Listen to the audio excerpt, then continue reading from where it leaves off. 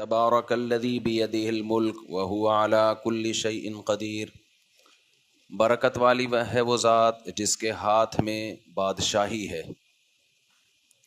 وہو علی کل شیء قدیر، اور وہ ہر چیز پر قدرت رکھتا ہے۔ الذی خلق الموت والحیات، اللہ وہ ذات ہے جس نے موت کو بھی پیدا کیا اور زندگی کو بھی۔ نہ موت خود پیدا ہوئی اور نہ حیات خود پیدا ہوئی ہے۔ آگے بہت اہم بات ہے، یہاں تک تو وہ نالج ہے جس کا ہماری عملی زندگی سے کوئی تعلق نہیں۔ یہ کانسیپٹ اللہ نے کلیئر کر دیا، یہ کائنات خود سے نہیں بنی ہے بلکہ اس کو کسی نے بنایا ہے۔ زندگی بھی خود سے نہیں بنی بلکہ کسی نے اس کو بنایا۔ سائنسدان اب تک زندگی کو ایکسپلین ہی نہیں کر سکے کہ یہ زندگی ہے کیا چیز، تو بنا کیسے سکتے ہیں؟ وہی باڈی ہوتی ہے، روح نکل جاتی ہے تو بندہ پڑا ہوا ہے۔ وہی باڈی ہے، روح ہے تو دیکھ رہا ہے، چل رہا ہے، پھر رہا ہے۔ بچہ جب ماں کے پیٹ میں ہوتا ہے تو میں نے خود ڈاکٹروں سے سنا ہے کہ جب اس میں جان پڑتی ہے نا تو ہارٹ بیٹ کو ڈاکٹر لوگ زندگی سے تعبیر کرتے ہیں، جب بچے میں ہارٹ بیٹ پیدا ہو جائے۔ خوب سمجھ لیں، دل کی دھڑکن میڈیکلی نام ہے حیات کا، لیکن شرعی طور پر حیات کا جو لفظ بولا گیا ہے نا وہ شعور کے معنی میں ہے کہ بچے میں سینس پیدا ہو جائے، شعور پیدا ہو جائے۔ جیسے سائنسدانوں کی نظر میں پودے زندہ چیزیں، لیکن عرف میں اس کو زندہ نہیں کہا جاتا۔ عرف میں زندہ اس چیز کو کہا جاتا ہے جس میں سمجھنے کی کچھ صلاحیت و شعور پیدا ہو جائے۔ تو قرآن چونکہ عربی زبان میں نازل ہوا نا، عربی میں، تو اس نے عرب کے عرف کا خیال کر کے حیات اور موت کو ایکسپلین کیا ہے کہ عرف میں کس کو کہا جاتا ہے۔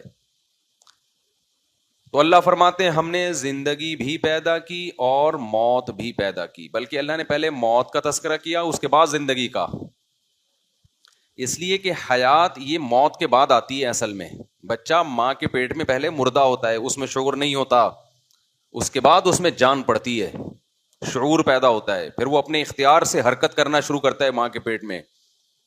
سمجھ میں آ رہی ہے بات کہ نہیں آ رہی ہے؟ یہ حیات بڑی خاندانی چیز ہے، اس کو کوئی سائنسدان ڈیفائن نہیں کر سکا اب تک۔ ایک جرثومہ ماں کے پیٹ میں جاتا ہے، انڈے سے مل کے بڑھنا شروع کرتا ہے، اس کے بعد تھوڑا سا اس کا اسٹرکچر تیار ہوتا ہے کہ دل دھڑکنا شروع۔ ایک ڈاکٹر نے مجھے بتایا کہ یہ جو دل دھڑکتا ہے نا ماں کے پیٹ میں، آپ کو پتا ہے نیوٹن نے ایک بات بڑی خاندانی کی تھی، مجھے اس کا بڑا فائدہ ہوا۔ نیوٹن نے کچھ میرے بڑے مسائل حل کر دیے۔ مسئلے تو حل ہوئے تھے لیکن اس کو سمجھانا بڑا مشکل تھا۔ نیوٹن وہ سمجھا کے چلا گیا کہ اس کائنات میں کوئی چینجنگ چینجر کے بغیر ہوتی نہیں ہے۔ اس کائنات میں، یہ میرا ٹاپک نہیں ہے ابھی، تو میں آگے جاؤں گا جلدی جلدی۔ کوئی چینجنگ چینجر کے بغیر ہوتی نہیں، ہلیں گے نہیں جب تک کوئی ہلائے گا نہیں آپ کو، ٹھیک ہے نا، یہ خود نہیں ہلائیں گے۔ تو یہ جو دل دھڑکنا شروع کرتا ہے نا ماں کے پیٹ میں، اس کا چینجر کیا ہے؟ اس کو انرجی کہاں سے ملتی ہے، پاور کہاں سے ملتی ہے؟ دماغ سے۔ دماغ ایک کرنٹ پھینکتا ہے، جیسے ہم موٹر جب چلاتے ہیں نا، ابے موٹر کیا کرتی ہے؟ پمپ کرتی ہے نا، پانی کھینچے گی آگے پارسل کرے گی، تو یہی کام دل بھی تو یہی کر رہا ہے۔ تو یہ موٹر چلانے کے لیے بھی تو کچھ چاہیے نا، تو وہ جو پاور ملتی ہے نا اس موٹر کو، ہماری والی موٹر کو بھی کرنٹ سے ملتی ہے، جو پھر وہ کہ الیکٹرک والے کرنٹ دیں گے تو مل جائے گی، نہیں دیں گے تو قیامت تک آپ سوئچ میں پاور لگاؤ کچھ بھی نہیں ہوگا، پاور ملے گی نہیں اس کو۔ اب کیا ہے کہ دماغ کو کرنٹ کہاں سے، دل کو بھی کرنٹ چاہیے۔ پہلی دفعہ جب پمپ کرتا ہے نا دل، بچے کے ماں کے پیٹ میں جو بچے کا دل ہلتا ہے، اس کو کہاں سے کرنٹ چاہیے؟ دماغ کرنٹ پھینکتا ہے اس کو۔ لیکن دماغ بھی تو ورکنگ میں آئے گا نہیں، کرنٹ پھینکے گا نہیں جب تک دل پمپ کر کے بلڈ کو اس کی طرف سرکولیٹ نہیں کرتا۔ مجھے ایک بات بتاؤ، دل نکال کے کسی کا رکھ دو، دماغ کام کرے گا اس کا؟ کیوں کام نہیں کرے گا؟ دماغ تو وہی، کھوپڑی تو وہی لگی ہوئی ہے نا، کیوں نہیں کام کرے گا؟ اب بھائی کیونکہ زندہ ہی نہیں رہا نا، وہ زندہ کیسے رہتا ہے؟ بلڈ سرکولیٹ کرے گا، تو بلڈ جو سرکولیٹ کرے گا وہ دل کے ذریعے، جب دل کے ذریعے بلڈ سرکولیٹ کر کے دماغ کی رگوں میں پہنچے گا, دماغ کو زندگی ملے گی, دماغ اپنا کام شروع کر دے گا, جو کہ کیا اب تک نہیں ہے بہت سے لوگوں کا. بہت سے لوگوں کا دماغ اب تک کام کر نہیں رہا. تو دماغ کام کرنا شروع کرے گا, لہذا وہ کرنٹ پھینکے گا کس کو؟ دل کو. جب کرنٹ آئے گا تو دل پھر دوبارہ پمپ کرے گا. اب یہ مسئلہ اب تک سائنسدانوں کے لیے ایک عقدہ بنا ہوا ہے کہ جب تک دل چلا نہیں تو دماغ میں حیات کیسے پیدا ہوئی, اور جب دماغ میں حیات نہیں پیدا ہوئی تو دماغ نے کرنٹ کیسے دل کی طرف پھینک کے اس کو چلا کیسے دیا.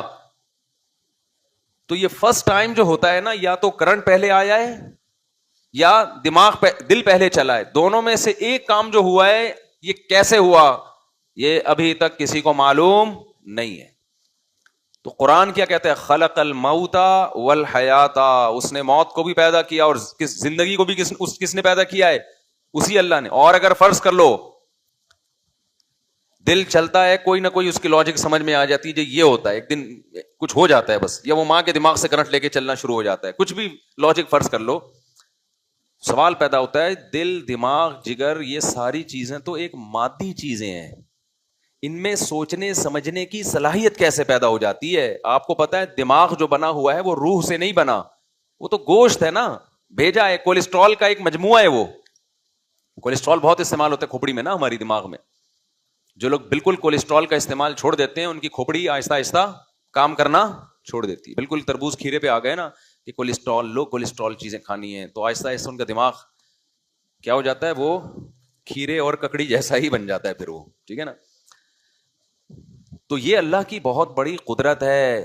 کہاں کہاں انسان اللہ کی قدرتوں کا انکار کرے گا, کتنی چیزوں کی تعویل کرے گا کہ یہ بھی خود بخود ہو گیا, یہ بھی خود بخود ہو گیا, یہ بھی خود بخود ہو گیا. بھائی بس کر, یہ خود بخود نہیں ہو سکتا.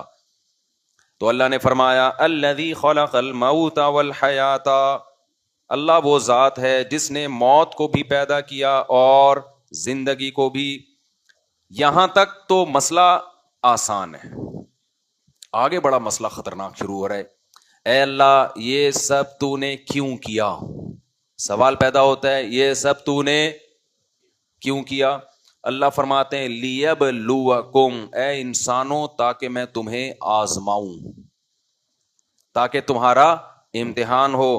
تو اللہ کیا فرماتے ہیں لیبلوکم, اللہ نے تمہیں کیوں پیدا کیا؟ گورا آج تک اس سوال کا جواب ہمیں نہیں دے سکا.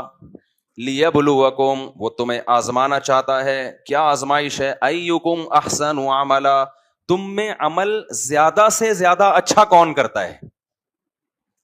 تم میں عمل زیادہ سے زیادہ, احسن کمپیریٹیو ڈگری ہے, اس میں تفضیل, اچھا نہیں, دوسرے کے مقابلے میں اچھا. کیونکہ کچھ اچھا کریں گے تو جب وہ اچھا کریں گے وہ کہیں گے ہم تو امتحان میں پاس ہو گئے, اچھا کر لیا نا ہم نے. تو اللہ کہتے ہیں نہیں, امتحان صرف اچھا نہیں ہے, اچھے سے اچھا. کھوپڑی شریف میں بات آ رہی ہے, دماغ سے کرنٹ جا رہا ہے نا دل کی طرف, تو بات آ رہی ہوگی جب دل کو دماغ چلا کے رکھا ہوا ہے تو باقی چیزیں بھی دماغ سمجھ رہا ہوگا. تم میں اچھا عمل کون کرتا ہے؟ وَهُوَ الْعَزِيزُ الْغَفُورُ, وہ زبردست غالب ہے, برا کرو گے تو پکڑے گا تمہیں. الغفور, اور اگر غلطی کر کے تمہیں احساس ہو گیا کہ میں غلط ٹریک پہ چل رہا ہوں, توبہ کرو گے تو وہ کیا کرے گا؟ معاف کر دے گا. تو میرے بھائی قرآن کی تو یہی دعوت ہے. ہم کتنے عرصے سے قرآن سن رہے ہیں تراویحوں میں, اب ختم ہونے کے قریب ہے, تو ایک ہی بات ہے, اللہ کہتے ہیں عمل کیا کر لو بھائی, ٹھیک کر لو, برائیوں کو چھوڑ دو. تم آگے چلتے ہیں, اب میں چاہ رہا ہوں یہ 29واں پارہ کہ جلدی پورا خلاصہ ہو جائے. پھر اللہ نے اپنی ایک اور قدرت بیان کی. الذی خلق 7 سماوات طباقا, اس نے 7 مضبوط آسمان بنائے پے در پہ, ایک آسمان پھر اس کے اوپر دوسرا آسمان پھر اس کے اوپر تیسرا. ہم ابھی تک پہلے آسمان کو نہیں دیکھ پائے ہیں. کتنی بڑی کائنات ہے نا, جو سائنسدان بتاتے ہیں آدمی کی کھوپڑی گھومنا شروع کر دیتی ہے, اور یہ ساری پہلے آسمان کے نیچے نیچے ہے, پہلے آسمان کے نیچے. اس کے بعد کتنی بڑی چھت ہوگی جو اس سے بھی بڑی کائنات ہے اس کے اوپر. یعنی آپ اس, اور آسمان ایسے گول ہے, ایسے جیسے کھوپڑی میں دماغ رکھا ہوا ہے نا, ایسے ہی اللہ تعالیٰ نے ایک ناریل کی طرح پیک کیا ہوا ہے, اس کائنات کو پیک کیا ہوا ہے. اور قرآن سے بھی پتہ چلتا ہے انا لموسعون, ہم اس کو وسعت بھی دے رہے ہیں, تو پھیل بھی رہی ہے, یہ رکی بھی نہیں ہے. اب وہ پھیلنے کے انداز کیا ہے, آسمان پھیل رہا ہے یا آسمان کے اندر لیکن بظاہر ایسا لگتا ہے کہ ہم آسمان ہی کا حجم بڑھتا جا رہا ہے، کیونکہ جب کائنات پھیل رہی ہے تو وہ جو اوپر خول ہے نا، اس کی مثال ایسے ہے جیسے پھلوں کے اوپر جو چھلکا ہوتا ہے نا، تو پھل کی گروتھ سے وہ چھلکا بھی آہستہ آہستہ کیا کرتا ہے، گرو کرتا ہے. ہمارے اوپر ایک کھال ہے نا، ہم جب بڑے ہوتے ہیں تو ایسا کبھی دیکھا کہ ہم بڑے ہو رہے ہیں، کھال وہی ہیں، ہماری اسکن وہی ہے، تو ہم تو عجیب سے ہو جائیں گے نا، پھنس جائیں گے اس کے اندر. ہمارے ساتھ ساتھ ہماری اسکن بھی بڑی ہوتی ہے. تو وَالسَّمَاءَ بَنَيْنَاهَا بِأَيْدٍ وَإِنَّا لَمُوسِعُونَ، قرآن کہہ رہے ہم نے بہت طاقت ور آسمان بنائے ہیں اور ہم کیا کر رہے ہیں، اس کو پھیلا بھی رہے ہیں. تو یہ کائنات پھیل بھی رہی ہے، پتہ نہیں کہاں جا رہی ہے، کتنی بڑی کائنات اللہ نے بنا دی.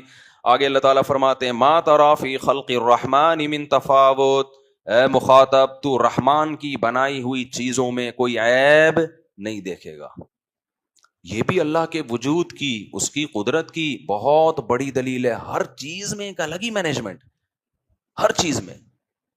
ایسا لگتا ہے اس سے بہتر اس کو بنانا ممکن تھا ہی نہیں. پرندوں کی چونچیں دیکھ لو خالی آپ، کچھ پرندوں کی چونچ کیسی ہوتی ہے، مڑی ہوئی. آپ نے طوطے کی چونچ مڑی ہوئی ہوتی ہے، آپ نے کہا یار یہ مڑی بھی ٹھیک نہیں ہے، اس کو سیدھا کر دو، مر جائے گا تھوڑے دنوں میں. کیونکہ اس کی جو خوراک ہے نا، جس انداز کی اللہ نے خوراک دی ہے، اس کی خوراک کے لحاظ سے مڑی ہوئی چونچ ہی اس کے لیے سوٹیبل ہے. تو چونچ کیسی بنا دی، مڑی ہوئی. اگر یہ اتفاق سے بنے ہوتے تو ہول سیل کے حساب سے چونچیں پڑی ہوئی ہوتی، مختلف پرندوں کی لگ جاتی وہ جا کے. کیا خیال ہے، کوئی بھی کسی کے ارتقاء کے نتیجے میں فٹ آ گئی؟ ایسا تھوڑی ہو رہا ہے بھائی، ہر پرندے کی چونچ اس کے حساب سے فٹ کی جا رہی ہے. یہ جو پانی میں شکار کرنے والے پرندے ہیں، سارس وغیرہ، ان کی چونچیں کیا ہوتی ہیں، لمبی، پورے چپو ہوتے ہیں. یہ وائپر کی طرح نا پانی کے اندر یہ باہر کھڑے ہو کے ایسے مزے سے انجوائے کر رہے ہیں، اور چمچ کی طرح نا پڑک کر کے مچھلی کو پکڑا. اور ایسے ایسے پرندے اتنے بڑے بڑے، اب ان کو اللہ نے سائز چھوٹا دیا، چونچیں بہت بڑی دے دی ہیں تاکہ ایک ٹائم پہ نا تم زیادہ مچھلیاں لے جا سکو. اب وہ کئی مچھلیاں لے کے نا اپنے ادھر یہاں منہ میں جمع کرتے رہتے ہیں، پھر حسب توفیق جب ان کو فرصت ملتی ہے آرام سے ایک ایک مچھلی چبا کے کھاتے ہیں. ٹائم کم ہے ان کے پاس. ہر جانور کا آپ دیکھ لو ایسے. اچھا، گروتھ ریشو کا بڑا عجیب حساب ہے. جن جانوروں کی میں موت کا ریشو زیادہ ہے، ان کا گروتھ ریشو بھی زیادہ ہے. جن جانوروں میں موت کا ریشو کم ہے، ان کا گروتھ ریشو بھی کم ہے. مچھلیاں ہزاروں پیدا ہوتی ہیں. اب آپ ایک صرف سمندر کی مثال دیکھیں نا، میں آگے چلتا ہوں. دیکھو سمندر میں جو مچھلیاں ہیں نا، ہزاروں، ایک مادہ سے ہزاروں مچھلیاں پیدا ہوتی ہیں. اگر سمندر کی مچھلی کی جو ماں ہے نا، بچوں کی ماں، وہ بچوں کو ایسے پالتی ہے نا جیسے مرغی اپنے چوزوں کو پالتی ہے. سمندر میں پاؤں رکھنے کی جگہ نہیں ملتی. اتنا گروتھ مچھلیوں کی بڑھ جاتی کہ مچھلیوں نے سمندر کی ساری مخلوق کو ختم کر دینا تھا. جتنی گرینری سمندر کے اندر، پودے مودے سب ختم، مچھلیاں ہی ہوتی اور پانی ہوتا. اور تھوڑے دنوں میں جب ساری غذا ختم ہو جاتی سمندر کی، یہ خود بھوک سے مر کے ختم ہو جاتی. اللہ نے کیا نظام بنایا، ہزاروں بچے پیدا ہو رہے ہیں لیکن ماں ان کو پالے گی نہیں بلکہ ان کی دشمن ہے. پیدا ہوتے ہی کھانا شروع، ٹھک ٹھک ٹھک. 4-6 بچ گئے، یہ ان کی قسمت ہے. گروتھ ریشو قدرت نے کیا بولو، خود ہی کنٹرول کر لیا. سانپ ہزاروں انڈے دیتی ہے نا مادہ اس کی، اور بچے بھی کتنے پیدا ہوتے ہیں، لاکھوں انڈے دیتی ہے، بچے سانپ کے ہزاروں پیدا ہوتے ہیں. ماہرین کہتے ہیں اگر سانپ کے بچے سانپ کی مادہ دشمن بن کے کھانا نہ شروع کر دے نا، تو ریگستانوں میں، صحراؤں میں سانپ ہی سانپ نظر آئے آپ کو. اللہ نے نظام ایسا بنایا، جب بچے نکلتے ہیں تو ماں ڈائن بن کے ان بچوں کو بولو کھانا شروع کر دیتی. کھا کے ختم. 2-4 بچ کے نکل لیے تو وہ بڑے ہو گئے بس. کیسا نظام. اور جن کا گروتھ ریشو اسپیڈ زیادہ نہیں ہے، جیسے انسانوں کی سال میں ایک ہی پیدا ہوگا، بہت زیادہ جڑواں ہو گئے. یا اور مخلوق میں ایسا ہے، پینگوئن جو ہے نا، جو سرد علاقوں میں رہتا ہے، اس کی ماں اور باپ دونوں مل کے بچے کو پالتے ہیں، کیونکہ ان کا گروتھ ریشو بہت زیادہ کم ہے. بہت کم بچے دیتے ہیں یہ، اور بچوں طوفانی ہواؤں سے مرنے کا بھی خطرہ ہوتا ہے. آپ ڈاکومنٹری دیکھیں، یہ اتنی محنت سے بچوں کو پالتے ہیں کہ اتنی محنت سے انسان نہیں پال رہا ہوتا اپنے بچوں کو. اس سے پتا چلتا ہے کہ ما تری فی خلق الرحمن من تفاوت، رحمان کی تخلیق میں تمہیں کوئی عیب نظر نہیں آئے گا. تو بھائی یہ آٹومیٹیکلی نہیں ہے، یہ سب کیا ہے، ایک پلان ہے. آپ کہہ سکتے ہیں بھائی ہم تو دیکھتے ہیں بارشیں جب برستی ہیں بعض دفعہ اتنی برس جاتی ہے کہ پورے پورے شہر تباہ ہو جاتے ہیں، اور بعض دفعہ برستی نہیں ہے، نل کے کھولو تو پانی نہیں آ رہے، اس میں پانی نہیں ہے بھائی، ڈیم خالی ہو گئے۔ تو اگر رحمان کی اس تخلیق میں مینجمنٹ ہوتی تو بارش بڑی تمیز سے ہوتی۔ کیا خیال ہے؟ جب پانی کی ضرورت ہوتی بارش ہوتی، جب ضرورت ختم ہو جاتی بارش ختم۔ تو یہ بھی ملحد لوگ اعتراض کرتے ہیں۔ خوب سمجھ لو، مینجمنٹ ہماری عقل کے مطابق نہیں ہوگی، مینجمنٹ ہے مگر کس کے؟ اللہ کے مطابق ہوگی۔ وہ اسی کو مینجمنٹ سمجھتا ہے، تاکہ لوگ حادثوں سے بھی ڈرتے رہیں، تاکہ لوگ خدا کی طرف توجہ بھی کرتے رہیں۔ بھائی قحط بھی پڑ سکتا ہے تو خدا سے مانگو، زلزلے بھی آ سکتے ہیں، وہ تباہ بھی کر سکتا ہے۔ تو یہ بھی اللہ کی نظر میں مینجمنٹ ہی ہے، تاکہ لوگ ڈریں، موت سے بھی ڈریں۔ اب بارش اگر بالکل ہی تمیز سے ہوتی تو لوگ بارش سے بچنے کا انتظام کرتے کیا؟ اس لیے اس نے یہ جو ہوتا ہے نا حادثاتی موت ہو گئی، بندہ اچانک مر گیا، یہ وبائیں آ گئی، موت کا ریشو بڑھ گیا، یہ بھی اسی مینجمنٹ کا ایک حصہ ہے، تاکہ انسان اتنا بے سکون ہو کے زندگی نہ گزارنا شروع کر دے کہ اب وہ احتیاطی تدابیر بھی اختیار کرنا چھوڑ دے اور ہر طرح کی فکروں سے آزاد ہو جائے۔ ہم یہ دیکھتے ہیں کہ کہیں تھوڑی سی بھی مینجمنٹ مینیجر کے بغیر نہیں ہوتی، جبکہ اس کائنات میں تھوڑی نہیں ہے، بہت زیادہ مینجمنٹ ہے۔ جو آپ کو، اور جو تھوڑا سا لگ رہا ہے کہ یہاں مینجمنٹ نہیں ہے، وہ آپ کو لگ رہا ہے، حقیقت میں ڈیپلی جب آپ غور کریں گے تو اس میں بھی کوئی نہ کوئی حکمت ہے اللہ تعالیٰ کی۔ اب ہم آگے چلتے ہیں جلیس بھائی، اس کی آواز تیز کرو، میرا گلا بہت بیٹھا ہوا ہے یار بول بول کے۔ وہ کدھر گیا ولید؟ مجھے چیخنا نہ پڑے۔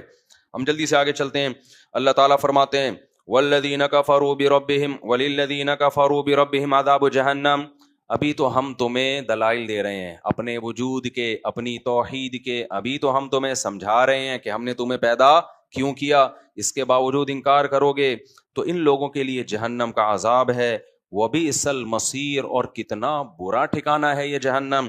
اذا القوا فیہا سمعوا لہا شہیقا وہی تفور، جب یہ جہنم کی آگ میں ڈالے جائیں گے وہ غیظ و غضب سے کھول رہی ہوگی جہنم، اور چیخو پکار کی آوازیں آئیں گی۔ تکاد تمیز من الغیظ، جہنم میں ایسا جلال ہے کہ قریب ہے کہ غضب اور غیظ سے پھٹ پڑے۔ وہ جب کسی کو بہت غصہ آ رہا ہوتا ہے نا تو ہم کیا کہتے ہیں، یار ایسا لگ رہا ہے کہ تو مر نہ جائے کہیں غصے میں۔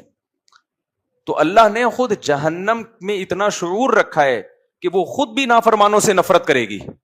بعض بے جان چیزوں میں بھی اللہ نے کوئی شعور رکھا ہے، وہ خود نفرت کرے گی نافرمانوں سے۔ قرآن کہتا ہے کلما القی فیہا فوجون، جب بھی اس میں ایک جہنمیوں کا لشکر اس آگ میں ڈالا جائے گا، سألہم خزنتها الم یاتکم نذیر، تو جہنم کے داروغہ پوچھیں گے کیا تمہارے پاس کوئی ڈرانے والا نہیں آیا؟ قالوا بلا قد جاءنا نذیر، وہ کہیں گے کیوں نہیں، ہمارے پاس آگ سے ڈرانے والے آئے تھے۔ فکذبنا وقلنا ما نزل اللہ من شیء، ہم نے کہا اللہ نے آسمان سے کچھ بھی نازل نہیں کیا۔ یہ سیاسی باتیں ہیں لوگوں کو ڈرانے کے لیے جو قرآن باتیں کرتا ہے۔ وقالوا لو كنا نسمع او نعقل، پھر وہ جہنمی خود ہی کہیں گے کاش ہم سن لیتے یا سمجھ لیتے، ما كنا فی اصحاب السعیر، آج ہم اس بھڑکتی ہوئی آگ میں داخل نہ ہوتے۔ تو بھائی راتوں کو اٹھ کے نا اللہ سے اس آگ سے پناہ مانگنے کا معمول بنا لو۔ اللہ نے قرآن میں جگہ جگہ کہا ہے فمن زحزح عن النار وادخل الجنہ، اللہ کہتے ہیں میں نے جس کو آگ سے بچا لیا اور جنت میں داخل کر دیا، فقد فاز، وہ کیا ہے؟ کامیاب۔ نہ اللہ نے یہ کہا جس کے پاس پیسہ آ گیا وہ کامیاب، نہ اللہ نے یہ کہا جو غریب ہے وہ ناکام۔